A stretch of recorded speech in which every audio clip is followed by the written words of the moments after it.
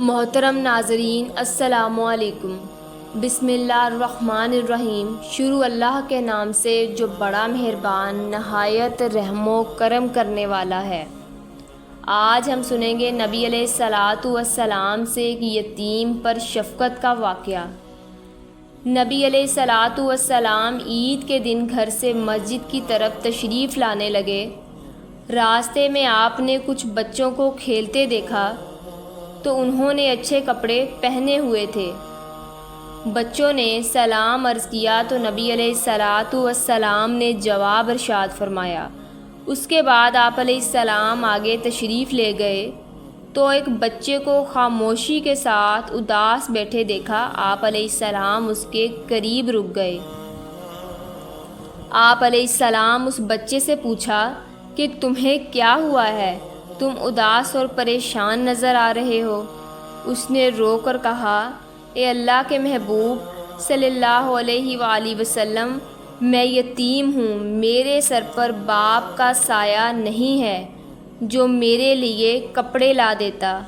میری امی مجھے نہلا کر کپڑے پہنا دیتی، اس لیے میں یہاں اداس بیٹھا ہوں۔ نبی علیہ الصلاۃ والسلام نے اسے فرمایا کہ تم میرے ساتھ آؤ۔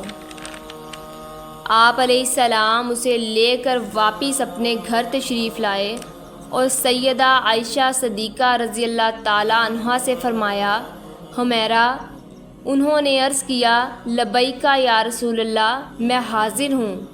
آپ علیہ السلام نے فرمایا، اس بچے کو نہلا دو۔ چنانچہ اسے نہلا دیا گیا۔ اتنے میں حضور پاک علیہ السلام نے اپنی چادر کے 2 ٹکڑے کر دیے۔ کپڑے کا ایک بڑا حصہ تہہ بند کی طرح باندھ دیا اور دوسرا اس کے بدن پر لپیٹ دیا گیا۔ پھر اس کے سر پر تیل لگا کر کنگھی کی گئی۔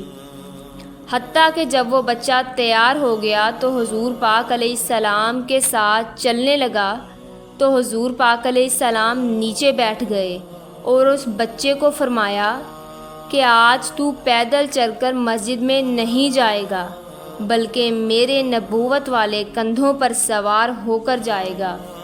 حضور پاک علیہ السلام نے اس بچے کو کندھوں پر سوار کر لیا اور اسی حالت میں اسی گلی میں تشریف لائے جہاں یہ بچے کھیل رہے تھے۔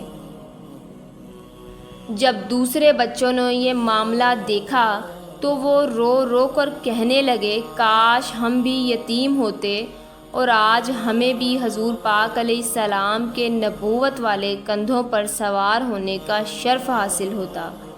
حضور پاک علیہ السلام جب مسجد میں تشریف لائے تو آپ علیہ السلام منبر پر بیٹھ گئے تو وہ بچہ نیچے بیٹھ گیا تو حضور پاک علیہ السلام نے اسے ارشاد فرمایا اور اشارہ کر کے فرمایا کہ آج تم زمین پر نہیں بیٹھو گے۔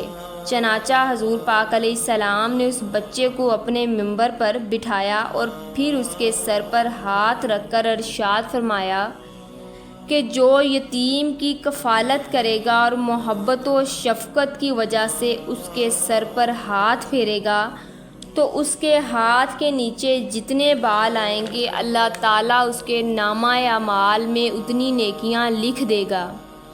حضور پاک علیہ السلام نے ارشاد فرمایا، جس شخص نے 3 یتیموں کی پرورش کی تو وہ ایسے ہی ہے جیسے وہ رات میں تہجد پڑھتا رہا اور دن میں روزے رکھتا رہا اور صبح و شام تلوار لے کر جہاد کرتا رہا۔ میں اور وہ شخص جنت میں اس طرح بھائی بھائی ہو کر رہیں گے جیسے یہ 2 انگلیاں۔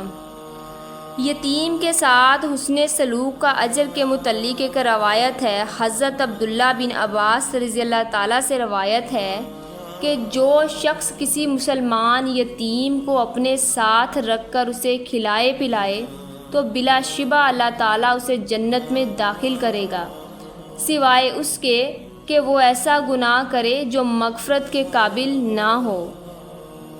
میرے پیارے ناظرین، ہمیں چاہیے کہ ہمارے آس پاس معاشرے میں اگر کوئی یتیم ہوئے تو اس کے سر پر رحمت کا ہاتھ پھیرا جائے۔ پیارے ناظرین، اگر ہماری ویڈیوز آپ کو اچھی لگی ہوں تو ہمارے چینل کو سبسکرائب کریں، لائک اور کمنٹس کریں۔